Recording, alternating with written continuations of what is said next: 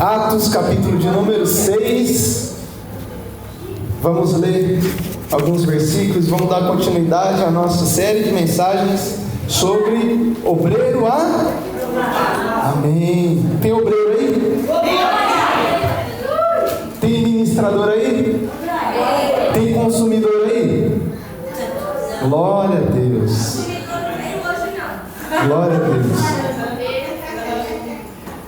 Vamos ler sobre a instituição dos diáconos, dos obreiros, dos servos da casa do Senhor. Diz assim a palavra do nosso Deus, a partir do verso de número 1. Ora, naqueles dias, multiplicando-se o número dos discípulos, houve murmuração dos helenitas contra os hebreus, porque as viúvas deles estavam sendo esquecidas na distribuição diária. Então os 12 convocaram a comunidade dos discípulos e disseram: não é razoável que nós abandonemos a palavra de Deus para servir às mesas. Mas, irmãos, escolhei dentre vós 7 homens de boa reputação, ou bom testemunho, cheios do Espírito Santo e de sabedoria, aos quais encarregaremos deste serviço. E quanto a nós, nos consagraremos à oração e ao ministério da palavra. O parecer agradou a toda a comunidade, e elegeram Estevão, homem cheio de fé e do Espírito Santo, Filipe, Prócaro, Nicanor, Timão, Parmenas e Nicolau, proveniente da Antioquia. Apresentaram-nos perante os apóstolos, e estes, orando, lhes impuseram as mãos. E o verso 7, que é o nosso objetivo também: crescia a palavra de Deus em Jerusalém, e se multiplicava o número dos discípulos. Também muitíssimos sacerdotes obedeciam à fé. Amém? Vamos orar? Senhor Jesus, nessa noite, diante da sua presença, nós pedimos, ó Pai, derrama graça, derrama o seu Espírito, derrama o testemunho do seu Filho, ó Pai, para sermos fiéis, obedientes até a morte, até que o Senhor venha nos buscar, ó Pai. Derrama da sabedoria do alto, ó Pai, o qual a sua igreja carece e precisa nesses dias, ó Pai, para que possa cumprir a sua obra, Deus, como obreiros aprovados, Senhor, que não tem do que se envergonhar, ó Pai. No nome de Jesus, fala aos nossos corações, ó Pai, consola, Deus, aqui cada um de nós, pelo seu Santo Espírito, nos confronta através da sua palavra para vivermos de acordo com a sua verdade, com o seu caminho, com a vida do Senhor, ó Pai. Essa é a nossa oração e nós te agradecemos em nome de Jesus. Amém. Amém, queridos? Amém? Então vocês têm acompanhado, todo mundo já decorou o que é um obreiro, amém? Todo mundo já está sabendo de cor isso, já sabe para que serve, por quê, para que serve, amém? Mas como uma semana acontece muita coisa, né, durante essas horas, eu vou tentar falar bem breve, rapidinho, novamente. Então, nosso entendimento desse texto e da importância de sermos um obreiro e um servo na casa de Deus vem de que quando Jesus nos deu uma nova vida, quando Ele nos chamou, quando nós estávamos mortos, Ele nos deu uma vida, nos fez vivos e nos entregou algo, um ministério. Então a nossa nova vida não é para viver as nossas vontades, mas a vontade de Deus. E a vontade de Deus se chama ministério. E todo crente salvo, filho de Jesus, discípulo, obreiro, ele tem um ministério. Qual que é o ministério dele? A missão dele: reconciliar as pessoas com Deus. Ministério da reconciliação. Isso está lá em 2 Coríntios 5, verso 17 em diante. E aí, Deus nos dando esse ministério, nós não fazemos para as pessoas, mas fazemos primeiramente para Deus, porque foi Ele que nos deu, Ele que nos chamou, Ele que nos deu vida. Então, primeiro para Ele, depois, em uma segunda instância, para as pessoas. Mas não somente para aquelas que eu gosto, mas como foi muito oportuno aberto aqui o culto hoje, para os nossos inimigos, para toda criatura. Todo filho de Deus, todo servo, considera os outros superiores, e quando olha assim, não pensa a Adai, não, pensa assim, a alma eterna dela terá um fim. A gente falou aqui no domingo, há um grande abismo entre o fim da alma. Um lugar é nos céus com o Pai, e no outro lugar é no inferno com Satanás. Então, esse ministério que Deus nos deu é muito mais importante do que ser um líder de equipe, do que ser um coordenador de equipe, do que ser um presidente de uma multinacional, que é uma grande responsabilidade, e no qual pessoas incompetentes são mandadas embora, não ficam nesse cargo. E elas precisam de alguns requisitos. Da mesma forma, para uma chamada tão importante de Deus, são necessários alguns requisitos. A igreja cresceu sobre esses requisitos, porque senão ela não teria suportado e nós não estaríamos aqui hoje. Se alguns homens lá atrás não tivessem alguns valores, algumas características, nós não estaríamos. E essas características que Deus deu a eles para lidarem com as dificuldades desse encargo, dessa importante tarefa, desse importante ministério, é, em primeira instância, um bom testemunho, o testemunho de Cristo, que significa afirmar, confessar, confirmar tudo aquilo que Deus fez. Então a nossa vida precisa fazer isso por si só, mostrar que não vivemos mais nós, mas Cristo em nós. Então quando nós fazemos isso com a fé no Filho de Deus, as pessoas vêm e falam: nossa, essa pessoa tem algo diferente por si só. E isso é impossível de acontecer sem a presença do Espírito Santo, que foi o que nós falamos da semana passada. Porque é o Espírito quem nos dá vida, é o Espírito quem nos impulsiona, é o Espírito que mortifica dia a dia a nossa natureza ruim e pecaminosa e nos dá o fruto e os dons do Espírito para vencermos sobre a morte, sobre os demônios, sobre as dificuldades, sobre as tentações, sobre a carne, sobre todas as coisas. Sem o Espírito é impossível cumprir essa missão. Sem o Espírito é impossível dar um bom testemunho. Agora, além dessas características no qual a igreja cresceu, se expandiu, e o final do versículo diz que crescia, que se multiplicava o número dos discípulos, não dos consumidores, mas dos obreiros, dos servos, dos cooperadores de Deus, há mais uma característica no qual nós precisamos observá-la, para saber se ela está em nós ou não, porque se ela não estiver também, Deus não vai nos aprovar, porque nesses dias temos meditado sobre o obreiro aprovado. E se nós não tivermos essas características bíblicas, não adianta saber tocar, não adianta saber cantar, não adianta saber pregar, não adianta saber falar bem, não adianta saber fazer uma comida gostosa, porque isso não vai salvar a alma das pessoas. Tudo isso é importante para o ouvido, é importante para o corpo, é importante para a comunhão nossa, é importante para o relacionamento, para a amizade, mas a alma é eterna e todas essas outras coisas vão se passar. E aí, qual que então é essa característica no qual nós vamos falar hoje? Está aqui no verso de número 3 e diz que eram homens de boa testemunho, certo? Porque existiam homens de mau testemunho. Então, a igreja de Deus precisava de homens de bom. Eram homens cheios do Espírito, porque com certeza haviam pessoas lá vazias do Espírito. Então, precisavam ser cheias do Espírito. E aí o texto diz assim: cheias do Espírito e de sabedoria, ou seja, pessoas também cheias de sabedoria, não somente com sabedoria, mas cheias de sabedoria. E se o texto está apontando isso, é porque existiam ali na igreja de Atos pessoas vazias de sabedoria, semelhante a nós hoje, exatamente o mesmo cenário e contexto da nossa igreja. São pessoas que ouvem a mesma mensagem, que ouvem o mesmo louvor, que frequentam a mesma igreja, usufruem do mesmo ar-condicionado, ceiam com as mesmas pessoas, mas elas insistem em viver vazias do Espírito, em viver dando mau testemunho, em viver faltas de sabedoria. Mas Deus tem levantado pessoas para serem cheios dessas coisas. E a coisa que nós precisamos analisar nas nossas vidas hoje, para saber se estamos cheios ou vazios, é a sabedoria. Que a Bíblia vai tratar essa questão como uma pessoa sábia, uma pessoa cheia de sabedoria, uma pessoa sábia.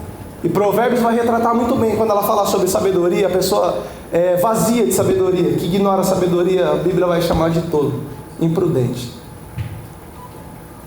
E aí, para nós pensarmos nisso, o que seria uma pessoa cheia de sabedoria? Como que era aqui a característica desses obreiros e aquilo que Deus requer ainda dos seus cooperadores nos dias de hoje, dos seus ministros, da sua igreja? Então, eu preciso ser cheio de sabedoria, eu preciso saber tudo, né? Sobre todas as coisas, eu preciso estudar muito eu preciso estar à frente. Quando for citar um versículo, eu já preciso saber antes dessa pessoa, eu preciso saber todas as coisas. É isso que é a sabedoria da Bíblia? Não. Diferentemente do que a gente pode pensar, ser alguém cheio de sabedoria, não é nós sabermos tudo, mas nós reconhecermos quando nós não sabemos, ou reconhecer que nós sabemos muito pouco. Esse é o princípio. É aí que a sabedoria começa a ser alguém cheio. Porque essas pessoas aqui cheias vinham já de uma herança filosófica ali da Grécia, dos romanos, no qual filosofia, que significa o amor pelo saber, era exatamente o que estava conflitando com os ensinos que Jesus Cristo havia deixado. E o amor pelo conhecimento é ótimo, a filosofia e a teologia, o conhecimento de Deus, eles andam juntos. Porém, o conhecimento de Deus é insondável, é profundo. Glória a Deus. E a primeira coisa que nós precisamos então é, não, agora eu vou saber tudo, porque um obreiro precisa ser cheio de sabedoria, não, é reconhecer que nós sabemos muito pouco. Não é, agora que eu sou cheio de sabedoria, eu nunca mais vou errar. Sou santo como meu Deus é santo. Não. É reconhecer os meus erros todos os dias. A sabedoria vai trazer exatamente essa característica da nossa fraqueza, de sermos pobres de espírito, porque bem-aventurados os pobres de espírito. Então, a sabedoria, através desses ensinamentos, ela vai começar a nos ajudar naquilo que havia de sobra aqui na igreja de Atos. A Bíblia vai dizer que a igreja de Atos era uma igreja obediente, não era uma igreja como a mulher de Ló, que olhou para trás. A sabedoria nos dá exatamente isso. Cristo me deu uma nova vida. Segue. Não olha para trás. Tem muita gente olhando para trás. A sabedoria vai nos ajudar a confiar e a não sentir saudade do Egito.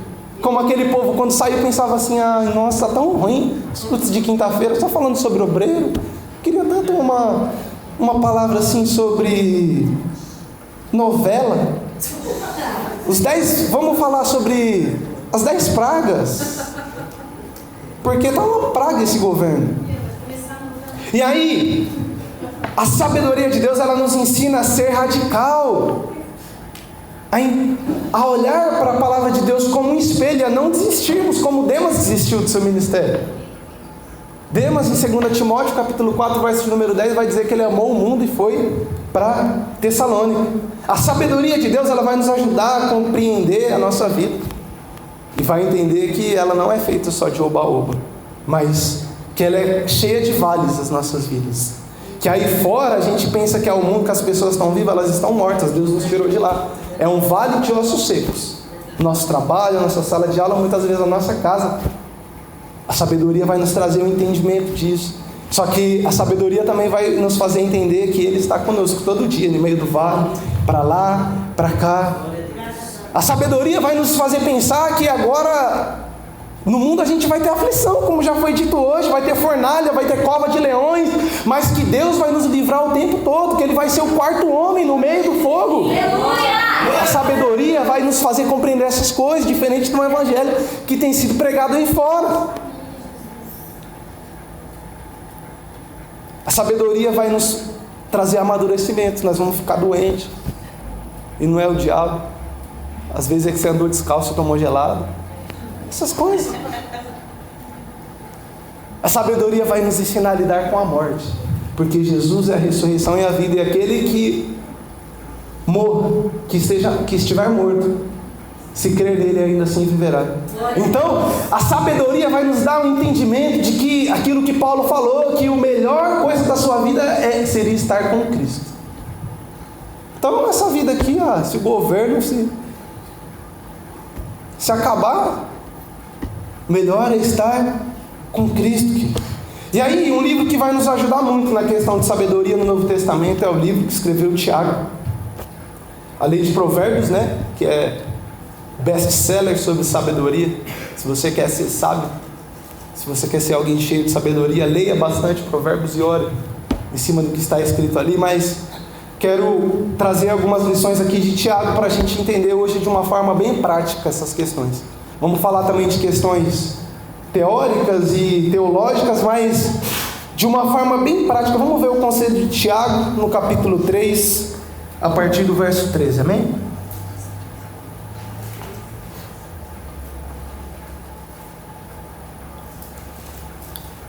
Eu vou ler para a gente ganhar tempo, porque esse relógio não brinca. Diz assim: quem é sábio e tem entendimento entre vocês? Olha, quem é sábio e tem entendimento, que o demonstre por seu bom procedimento, mediante as obras praticadas com humildade, que provém da sabedoria. Contudo, se vocês abrigam no coração inveja amarga e ambição egoísta, não se gloriem disso, nem neguem a verdade. Esse tipo de, abre aspas, sabedoria, fecha aspas, não vem dos céus, mas é terrena, não é espiritual, mas é demoníaca. Pois onde há inveja, há ambição egoísta, há confusão e toda espécie de males. Mas a sabedoria que vem lá do alto é, antes de tudo, pura, depois pacífica, amável, compreensiva, cheia de misericórdia e de bons frutos, imparcial e sincera. Quem é sábio entre vós?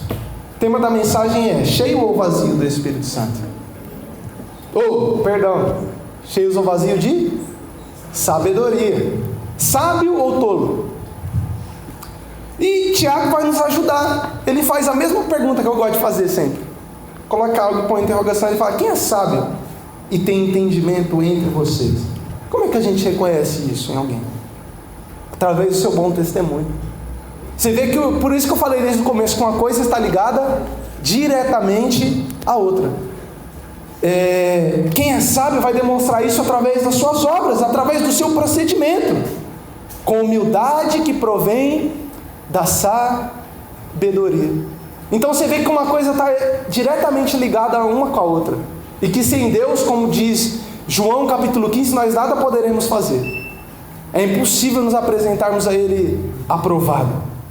Mas uma coisa vai estar diretamente ligada à outra, e alguém que é sábio, alguém cheio de sabedoria, como eram esses homens de Deus, eles vão demonstrar através das suas obras, através do seu procedimento, através do seu bom testemunho. Se você ler lá em Atos, capítulo de número 6, um texto que nós falamos bastante na segunda mensagem, sobre Estevão, sabe o que vai dizer no verso de número 10, na continuação do capítulo 6 que nós lemos?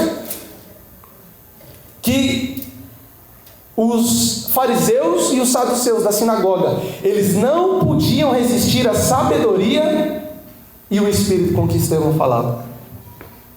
Olha só, a Bíblia diz que escolheram Estevão, um homem cheio do Espírito Santo, de sabedoria e de bom testemunho. E a Bíblia, na sua continuação, ela vai afirmar: eles não podiam resistir à sabedoria e o espírito pelo qual Estevão falava. Você vê que é algo prático, não é algo teórico. Então a sabedoria, ela é demonstrada dia a dia, através dos nossos atos, através das nossas obras. E aonde é que isso se perde? Porque as pessoas estão tão vazias. A Bíblia vai dar a chave, ela vai dizer qual que é o princípio da sabedoria, ou o princípio de toda a sabedoria. É exatamente o que tem sido esquecido pela sua igreja, é o que tem sido esquecido pelos ministros, é o que tem sido esquecido pelos obreiros. Em Provérbios vai dizer várias vezes, em Salmos vai dizer várias vezes, mas eu separei duas citações: Salmos 111, 10 e Provérbios, capítulo 9, verso 10, vai dizer assim: que o temor ao Senhor é o princípio da sabedoria, ou de toda a sabedoria. Então, tem se perdido aí a sabedoria, porque as pessoas, a igreja, não tem temido mais a Deus. Parece que se perdeu, né? Que o Deus do Antigo Testamento é um Deus diferente do que nós conhecemos hoje. E aí o autor de Hebreus vai dizer: não, Deus é o mesmo ontem, hoje e eternamente. Ah não, é porque o Deus do Antigo Testamento, Júnior, era um Deus bonzinho. Agora é um Deus que é só amor. Os outros atributos dele se foram. Você vê, era um Deus que matou Uzá quando tocou na arca. É o mesmo Deus que matou Ananias e Safira no Novo Testamento, é o mesmo. Não mudou os atributos, ele continua sendo o mesmo. Deus é imutável. E a igreja, os ministros de Deus têm errado, porque tem perdido o temor a Ele. Parece que tem somente crido, confessam algo com a sua boca, mas Tito 1,16 diz que se tornam reprováveis, detestáveis para toda boa obra. Tem perdido o seu temor. Lembra do exemplo que eu dei da padaria quando eu falei de testemunho? Então a gente teme o homem, a gente trata mal as pessoas, entende? Mas aí se chega o pastor, se chega um líder, se chega outra pessoa, aí sou outra pessoa, completamente diferente.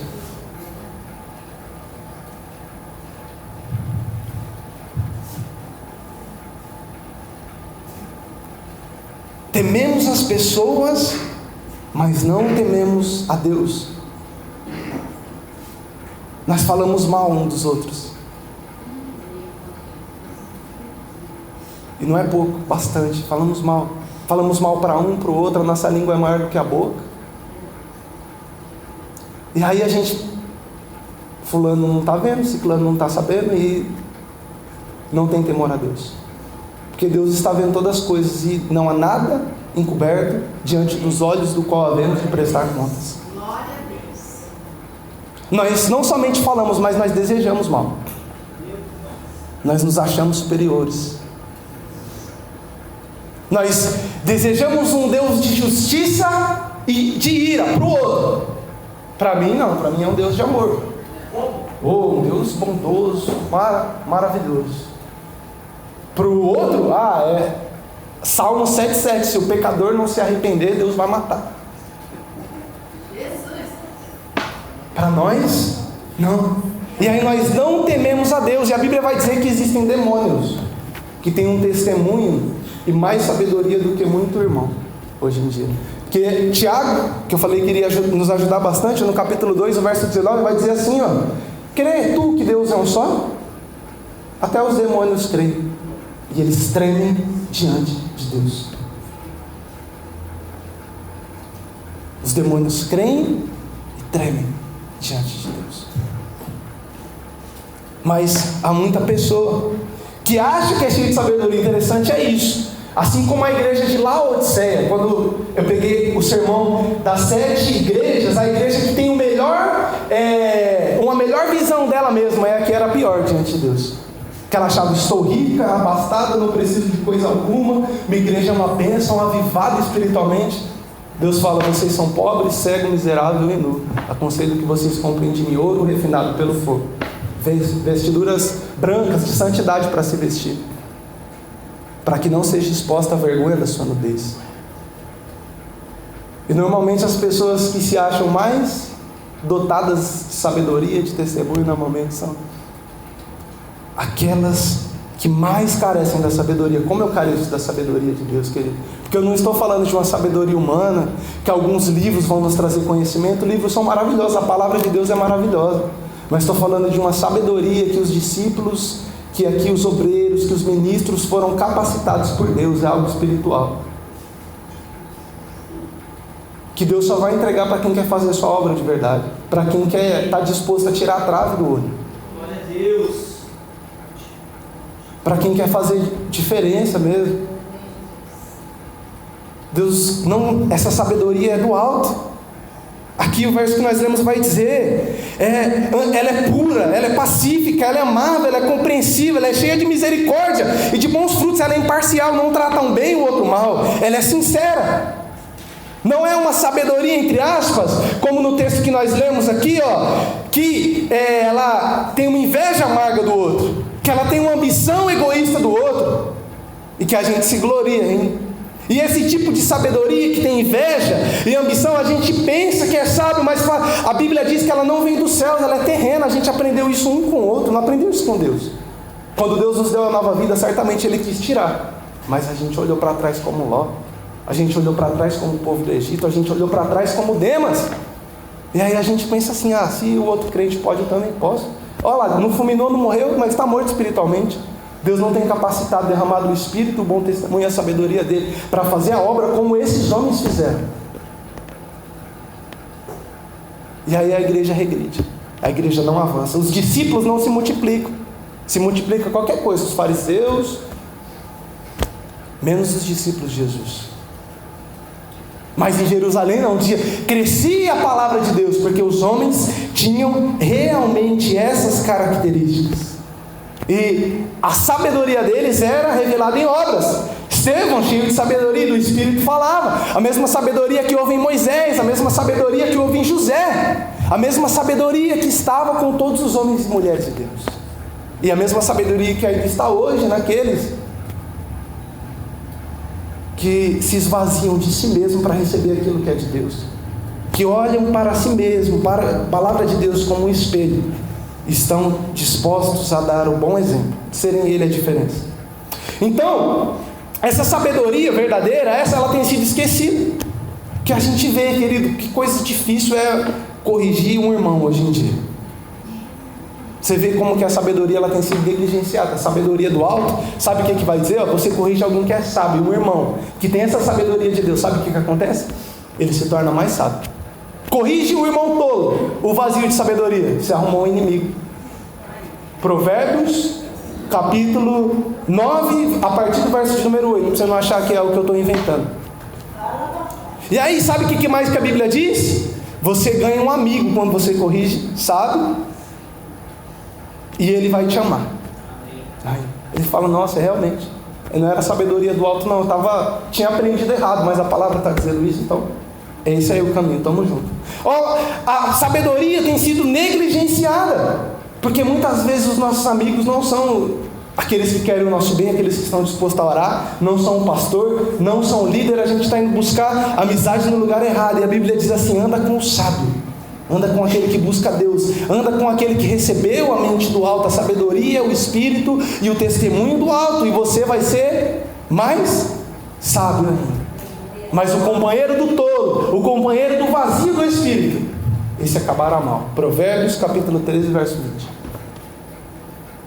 Então, a sabedoria tem sido assim, esquecida, negligenciada, levada de qualquer jeito. Mas, querido, o exemplo da igreja nos dias de hoje precisa ser o exemplo da igreja de Atos. E é por isso que Deus vem nos ensinar.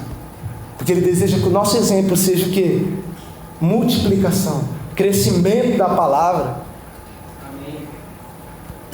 Essa igreja tinha sabedoria, meus irmãos. Imagina só se fosse nos dias de hoje, havia mentiroso, né? Então já ia ser meu comentário na igreja. Porque parece, né, quando a gente descobre a língua coça para falar. Não, é para orar, viu, irmão? É para orar pelo irmão que fez isso. Para orar. E aí, Ananias e Safira, eles mentiram, foram fulminados. Era perseguido. Eu não vou mais naquela igreja, não. Lá é perseguido, lá tem que carregar cruz. Não, cruz credo, naquela igreja não.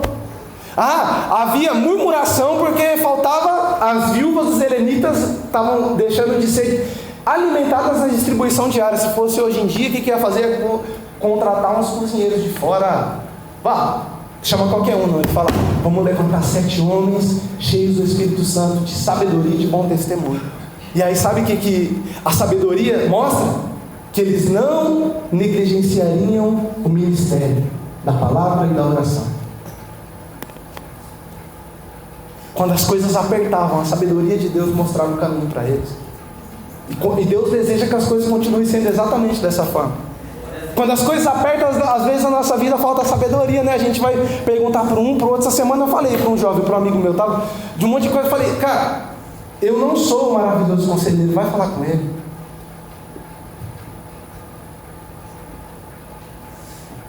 O Mark Zuckerberg não é o dono do Facebook, ele não é o maravilhoso conselheiro.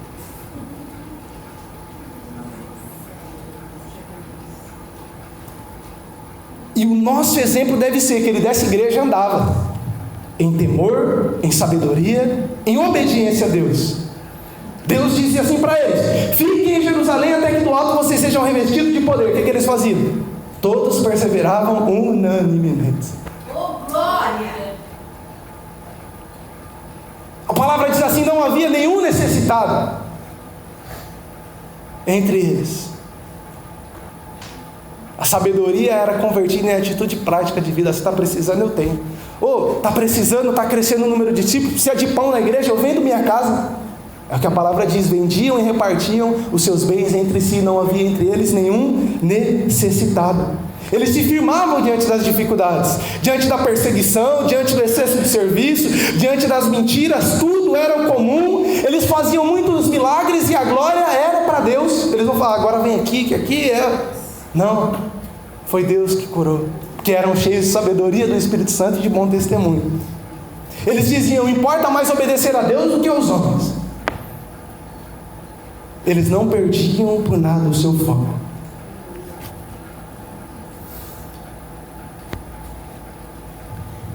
Eles eram prontos a obedecer. Eles eram prontos a servir. Eles eram prontos a levar a esperança viva que existia no coração deles. Sabe a esperança que a gente tanto falou no domingo, que a gente orou, que na semana a gente apostou lá de novo? Aquela esperança, eles estavam prontos.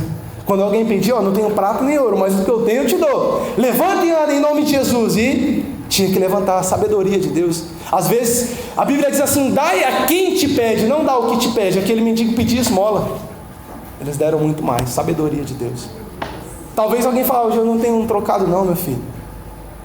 Ou então eu estou aqui uma moeda. Não, a sabedoria de Deus nos faz pensar, não é hoje que Deus vai levantar alguém. Nos faz ser ousados.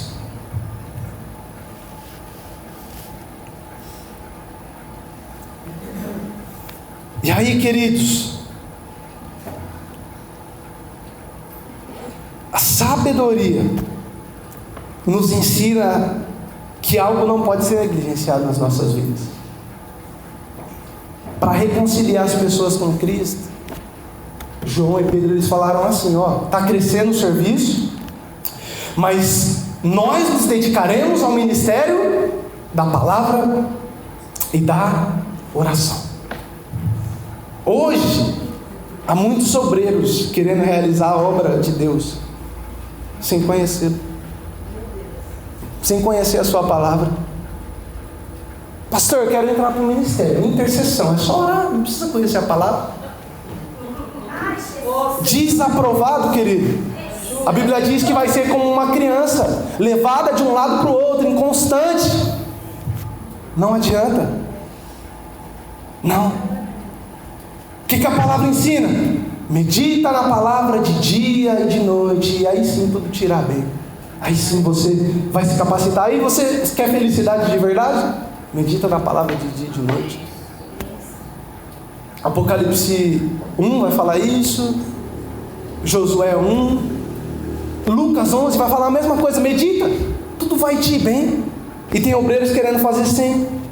Não amam, não conhecem a 66, não conhecem o livro da capa preta, não conhecem a Deus verdadeiramente, porque o verbo se fez carne, a palavra se fez carne. Aí eu conheci Jesus lá. Não, é aqui que você conhece Jesus. É na sua palavra que ele se revela a nós. E aí a gente vê pessoas que têm vergonha, da palavra. Hoje em dia, obreiros com vergonha da palavra. Não sei de quem é esse obreiro, de Cristo não é. Mas aí, numa roda de amigos assim, e aí, o que você está lendo? Não, estou assistindo novela, futebol, sabe tudo sobre tudo, mas não sabe nada da palavra de Deus. Tem vergonha, sabe? Quando te perguntarem, querido, fala, o que você está lendo? A Bíblia. A Bíblia é meu livro de cabeceira. Glória a Deus. Nela eu leio de dia e de noite. É por isso que eu sou feliz. Não está vendo não que eu sou feliz? Minha vida tem dificuldade, mas eu sou feliz. Mas a Bíblia é um livro tão ultrapassado, tantos contrapontos, tão... Não. Que o meu negócio é romance, esse não tem problema. Na Bíblia também tem romance, lê cânticos dos cânticos. Não, é que eu gosto de livro de guerra. Vai com Josué, não está em Jericó, tem guerra na Bíblia. Não, é que eu gosto de livro de terror, por isso que de filme de terror. Vai ler Apocalipse 9, as taças da ira de Deus. Não, é que eu gosto de drama, então vai ler os evangelhos, a morte, a crucificação, a paixão e a ressurreição de Cristo. Não, é que eu só gosto de livros extensos, assim, trilogia. Vai ler 1ª, 2ª e 3ª João. Não, é que eu, pelo menos precisa ser 4 livros para me ler. Então vai ler os evangelhos. Precisa ser 5, vai ler a lei, porque a lei do Senhor é boa e revigora a nossa alma. E tem obreiros querendo, não conhece. Do que você está falando?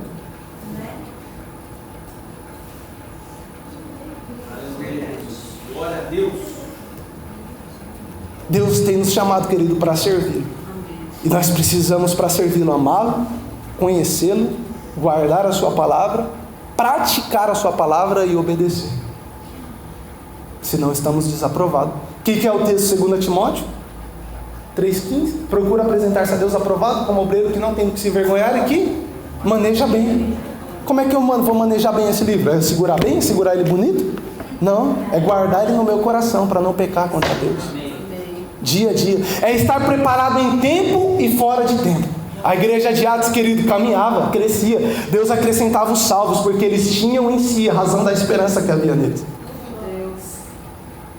E aí eles demonstravam sabedoria, porque sabiam em quem crer. Você está preparado? cheio ou vazio de sabedoria. Obreiros, queridos, estão querendo hoje realizar a obra de Deus sem oração. Ah não, é porque eu sou do ministério de pregação, então preciso orar. Eu sou do louvor. Ah, deixa eu falar também o louvor, né? Porque tem obreiros que querem... Obra é pregar a palavra, levar o evangelho, né? Então não há como pregar e fazer a obra sem a palavra, nem como cantar. Você fala, ainda bem que eu me livrei de ler a palavra, eu sou levita, eu sou músico. Não, Salmo 119, 54 vai dizer: sejam os teus estatutos, a tua lei, o tema do meu cântico durante a minha peregrinação. É a palavra. Quem prega, prega a palavra, quem canta, canta a palavra, quem ora tem que orar conforme a palavra ensina. E aí, quem ora? Será que não tem que fazer outras coisas? Aliás, será que ora mesmo? Será que ora? Porque é impossível, querido, fazer a obra de Deus sem oração. Não é assim, hoje não deu, perdeu. Não deu, perdeu. Orai sem cessar, em tempo e fora de tempo. Da mesma forma que a palavra, nós precisamos estar em oração, queridos. O tempo todo nós precisamos. Nós não podemos continuar tratando a oração como um anti-inflamatório, como um dipirona. Na hora que dói, na hora que morre alguém, na hora que alguém está doente demais aí, eu vou orar. Está doendo meu coração.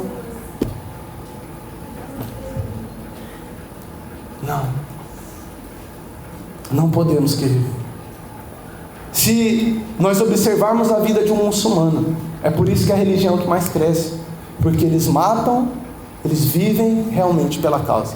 E aonde eles estiverem, 5 vezes ao dia, eles se dobram e oram para um Deus desconhecido,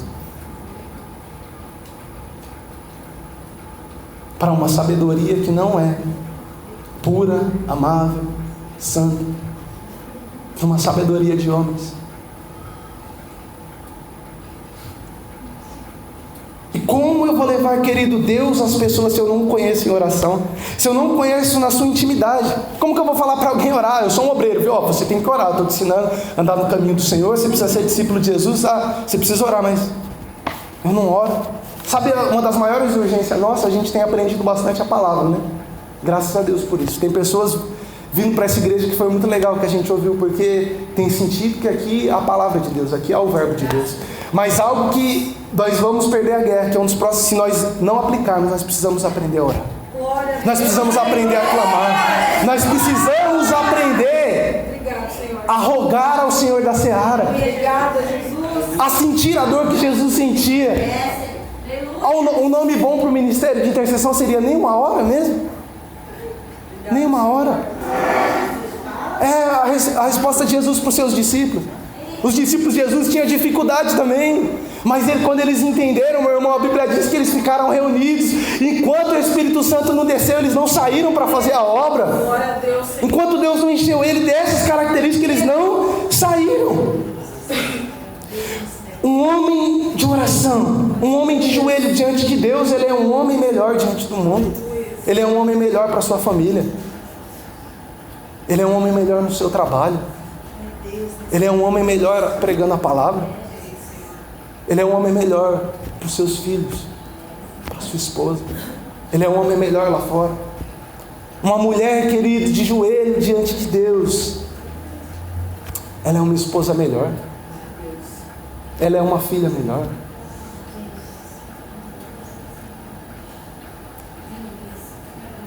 Ela é uma companheira. Ela é uma mulher sábia que edifica o seu lar. Essa é a mulher sábia que edifica o seu lar. Uma mulher que ora. Assim como nós aprendemos naquele filme Quarto de Guerra, é ali que as batalhas são vencidas ou perdidas. É ali que todos os dias Deus nos enche de sabedoria, ou nós vamos para o Facebook, para o WhatsApp, para os jornais, sabemos de tudo, mas não estamos ligados com Deus. É ali, no íntimo, no secreto, que nós somos enchidos da sabedoria do alto. E a sabedoria do alto é o contrário da soberba. É o contrário, queridos. Um texto que o Tiago gosta bastante, ele sempre cita pra gente, se alguém pensa saber alguma coisa, esse alguém ainda não sabe como deveria. Esse alguém ainda não sabe como deveria saber. Porque às vezes pensa, tá bom, eu estou orando, bem, Ah, não, eu estou meditando a palavra bem, eu estou indo todos os cultos. Ainda não aprendeu como convém saber. As nossas vidas são para a glória dele mesmo. E que se alguém ama Deus, é conhecido por ele. E ele vai encher de sabedoria. Então aqui, querido, nós vemos a igreja de Atos avançando. E nós precisamos avançar, nós vamos avançar. Porque o pastor João saiu de férias, agora a gente vai ficar esperando ele aqui, chorando. Vamos pregar aqui um salminho, vamos ler um salminho, até o pastor voltar. Não. Vamos para a guerra, como obreiros, cheios dessas características. A palavra de Deus vai continuar crescendo, as pessoas vão continuar se achegando, pessoas vão se render a Ele, porque a obra é dele, da força dele. E nós vamos caminhar, querido, pela sabedoria dele. Agora, a sabedoria é uma das coisas que mais nós precisamos, querido. Precisamos. E algo maravilhoso, queridos. Texto de 2 Crônicas, a partir do capítulo 1. A palavra vai dizer que Deus, ele era como Salomão. Salomão era o filho de Davi. E aí, ele não se ensoberbeceu porque era o filho de Davi. Ele não se ensoberbeceu porque Deus era com ele. Ele não pensava saber alguma coisa. Mas não, quando Deus se apresentou a ele: Salomão, peça o que você quiser e eu te darei para o seu reinado. Primeira coisa, ele não sai pedindo. Primeira coisa, ele reconhece a bondade de Deus. Ele fala: Deus, o Senhor é maravilhoso, o Senhor foi muito bondoso com meu pai. Precisamos de gratidão para que Deus nos dê coisa nova.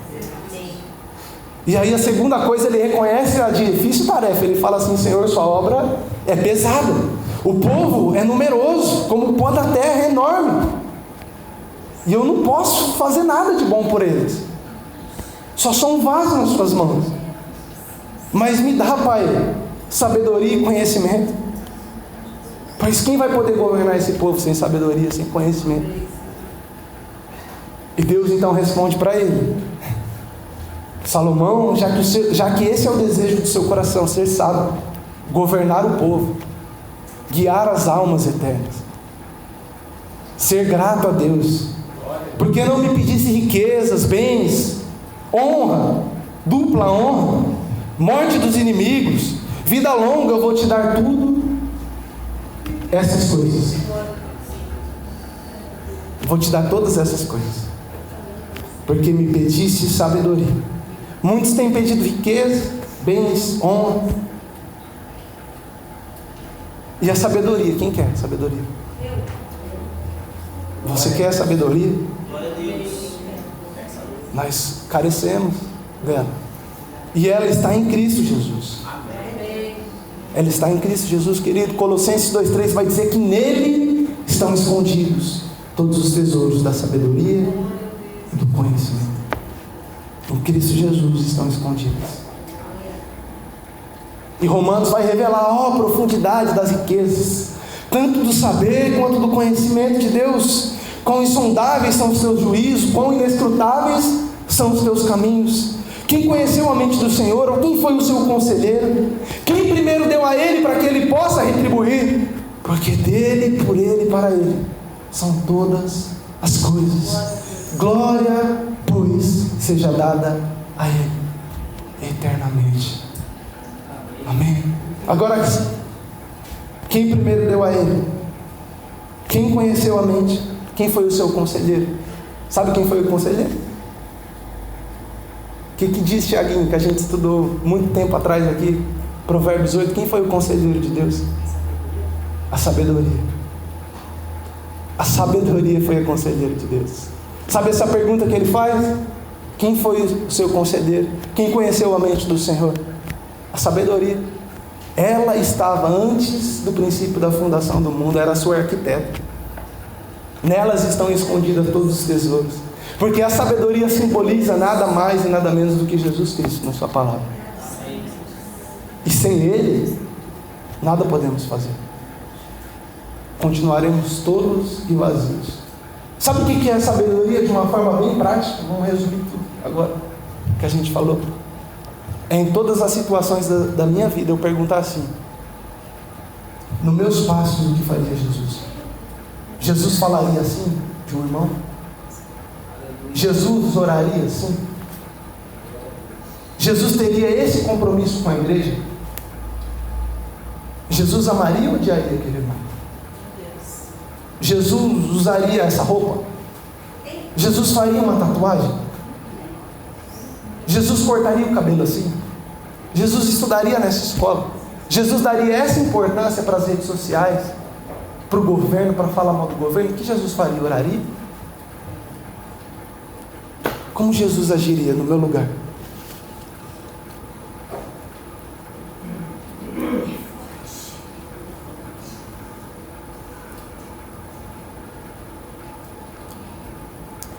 Não posso falar de sabedoria sem citar algo, né?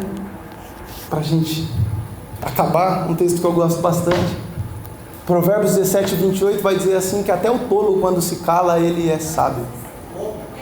Porque um dos maiores motivos da tolice ou da falta de sabedoria é a nossa língua grande. E Tiago depois ele vai dizer que se alguém refreia a língua é perfeito varão. Porque da mesma boca não podem proceder bênçãos e maldições. Eu não posso orar por alguém e depois falar mal de outro irmão. Não pode jorrar água amarga e água doce da mesma fonte. Não.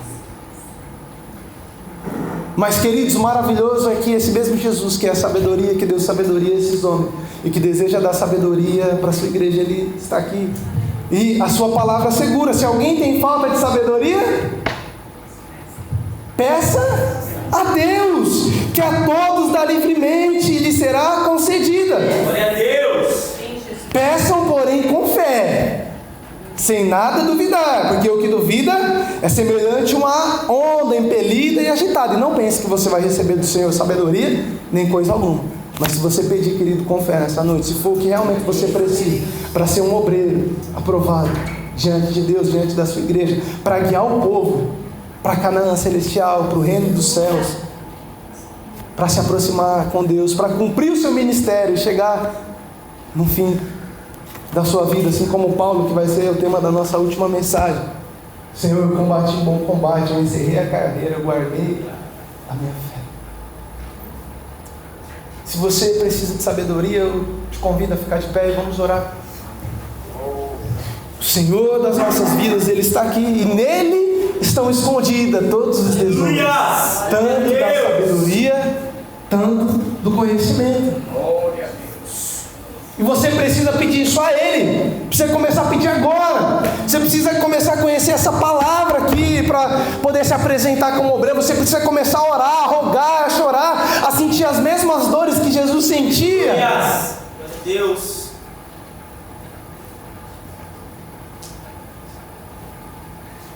Peça a Ele. Peça a Ele.